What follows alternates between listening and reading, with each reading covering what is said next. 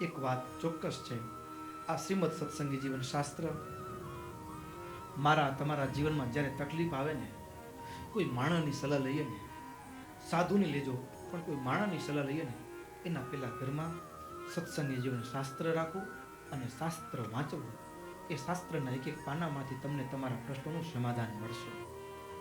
શ્રીમદ સત્સંગી જીવન શાસ્ત્રના એક એક શ્લોકમાંથી ખુદ સતાનંદ સ્વામી એ આપણને આપણા જીવનમાં આ જે દર્દ છે એ ક્યાંથી આવ્યું, ક્યાં ભૂલી ગયા, ક્યાં ચૂકી ગયા, ક્યાં મારાથી એવું કર્મ થયું, મારાથી એવું શું થયું કે જેના કારણે આ સ્થિતિ આવીને ઊભી થઈ, એનું દર્શન તમને પોતાને, આપણને બધાને પોતાનું દર્શન થશે. અને હવે એનામાંથી બહાર નીકળવાનો ઉપાય શું, તો એ પણ એના પછીના જ શ્લોકમાં ઉપાય બતાવ્યો હશે. એટલે જિંદગીમાં આપણને કંઈ તકલીફ આવે ને, બીજા ઉપર આક્ષેપો કરવા કરતાં, કોઈને કંઈ પણ કરવા કરતાં પેલું કોને પૂછવાનું? શાસ્ત્રને પૂછવાનું, સત્સંગી જીવનને પૂછવાનું. મહારાજ જવાબ આપશે, સતાનંદ સ્વામી આપણું ઔષધ કરશે.